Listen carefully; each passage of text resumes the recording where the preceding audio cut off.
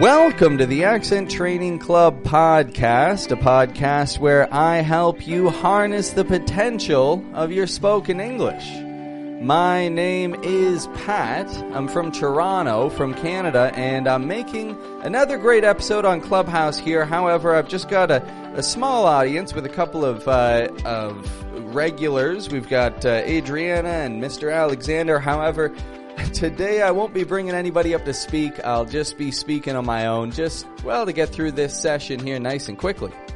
So, what we're going to be working with today is a very commonly used reduction and method of connected speech in spoken English. This is when words ending with the letter T link with the words you or your. We'll often drop a couple of the letters from either you or your, and we'll mush it together to sound like a chew or ch when ending words. Here's a couple of examples here, just so you could start to open your ears to this concept. Didn't you go? Didn't you? Notice it's not a didn't you or didn't you, but didn't you? Didn't you go? Another here. We want you here. Want and you. Again, blending those sounds together from want and you to be just a want ya. We want you here. Another word that we do this with, as I mentioned just a minute ago, is the word your. Your. Here's a quick little example with that. It's not your fault. Not and your. It's not your fault. Another one here. Can't your friend help? Can't and your. We're mushing them together to sound like a can't-your. Can't your friend? Reducing T endings with you. Reducing T endings with your. That is going to be the topic of today's episode. Now, just before we get into that, I've got one quick little thing that I've got to bring up, folks. And this is the fact that, as I've mentioned in the past, this podcast is available on all different apps, and on those apps, you know that you want to hit subscribe, you know that you want to hit like, leave a nice little comment. This helps other people find these episodes, and just as well, it makes sure that you are updated as soon as new information comes out from me about the American accent. So you want to make sure that you subscribe to this. Now, one other thing that I've got to mention is that I have a video course available talking about these concepts and other ways that you can control your speech stress in the American accent by making your letter T quicker and quieter, or sometimes stronger. Sometimes it disappears, or else, as we're seeing today, the sound changes altogether to be a ch. All of this information is available in my video course. Send a message on Instagram or check the link in the description and you can get nice, easy access to that on demand. All right, so let's take things from here. Let's jump into today's lesson and work on blending and connecting our speech. So, words ending in a T. We connect this, we blend this with the words you or your, and we make it sound like a chew or a ch. Now, this is very commonly done in spoken English. The word you is what we're taking there, or your, and we're reducing the vowel that's in that word, the oo, and we're making it into a schwa, something I've discussed a little bit on the podcast in the past. A schwa is just an unstressed vowel sound. It sounds like you changes to y. So let's put this to work right here and let's see how we can get the hang of this. Listen closely and repeat after me. We're going to link words ending with a T with you, and it's going to sound like chew or ch. The first one here, didn't you? Didn't you go? Here's another one for you. That and you, we're going to link together like thatcha. I think that you should. Thatcha. I think that you should. And here's another one for you. Let and you. I'll let you take it. I'll let you. I'll let you take it. I'm mushing them together. I'm not pronouncing let you. I'll let you take it. That's how a robot would say that, really. That's how Siri speaks, or Alexa. And it's too clear, it's too perfect. We want to mush those together. I'll let you take it. Now, the other concept that we're seeing here, beyond just the word you, is the word your. Same thing happens. We reduce the OU in the middle to be just a schwa sound, an And we make it like this. Chur, chur.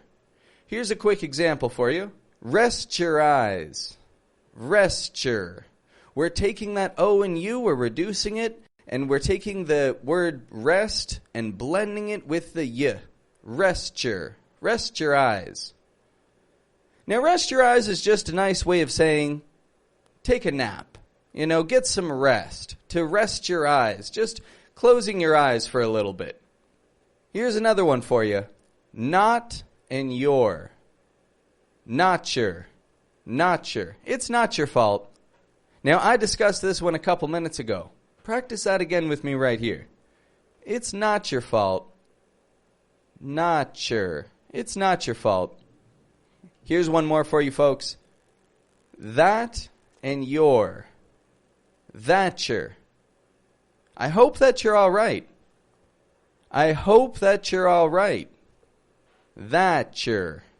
So the key to getting the hang of this is repetition. It's recognizing when you want to reduce you or your, and it's all about blending it with the word that comes before it, provided that that word ends in a T.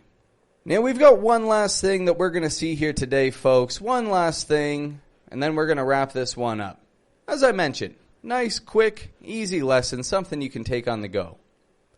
Few idiomatic expressions. Let's see what we've got here.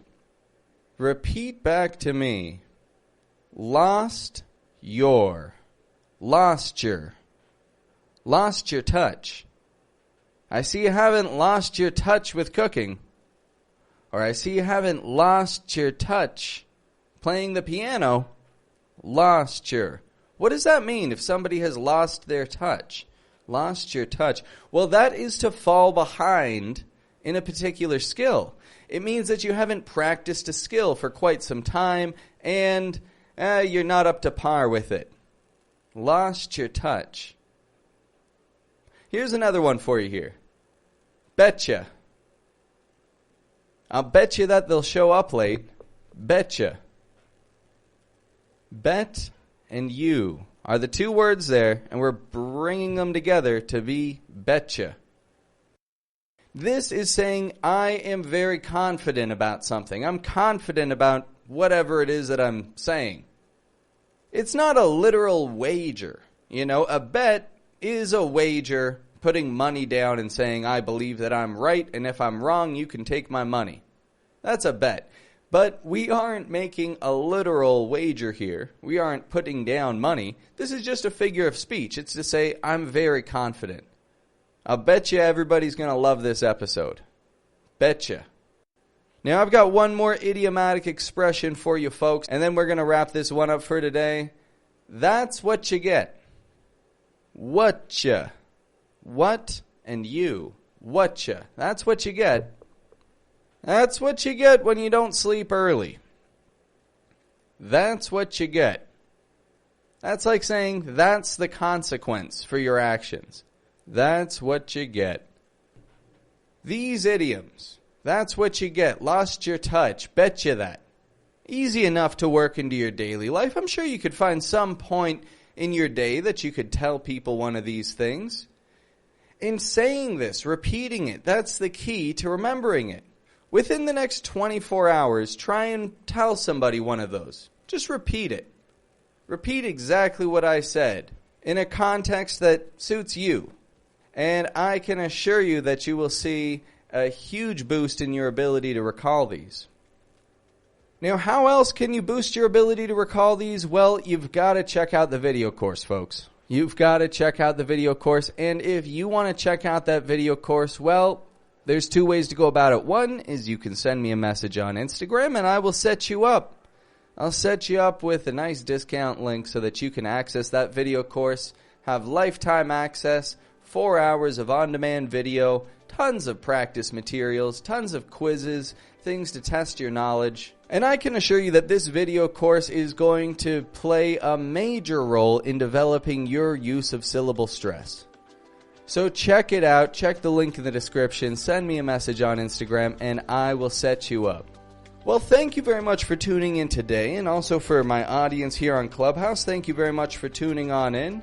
I've just got another gentleman here who's joined in, and if this person is curious, I'd be happy to bring them on up in a minute and give them a couple tips one-on-one. I've got to get to wrapping up this episode for today, so have a wonderful day. Enjoy your breakfast, your lunch, your dinner. Enjoy whatever's coming up ahead of you, and take it on with confidence in your English potential. You know that you can develop these things. You know that you can boost the way that you link your words, connect your speech, blend your sounds. It's all about practicing. So take notes of the things that we've mentioned today. Check the description, and you'll find all the words and idioms listed, and work these into your daily life. Have a good one.